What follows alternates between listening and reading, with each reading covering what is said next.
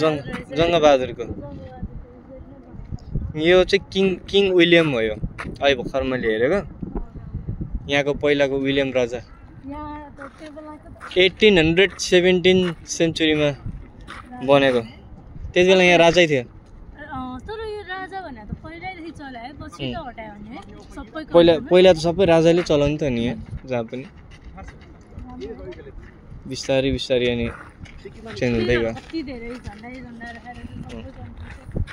यो चाहिँ हामी अहिले कहाँ छौँ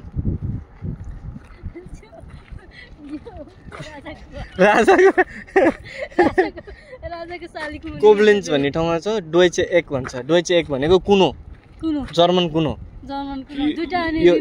यो कुनोले चाहिँ के जनाउँछ भने यो सबै फ्ल्यागहरू छ नि के अरे 16वटा स्टेट्स अफ जर्मनी 16वटा स्टेट्सहरू छन् बर्लिन हेसेन इधर उधर छन् हैन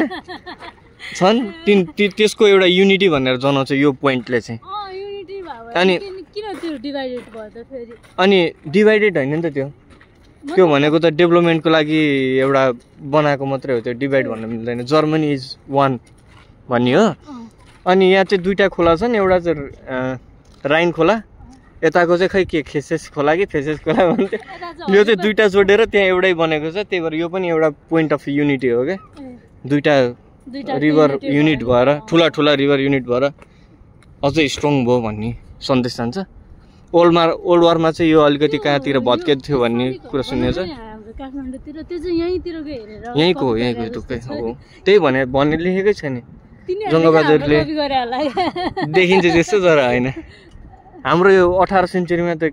पृथ्वीनारायण शाहकै कुरा आएको थिएन होला सायद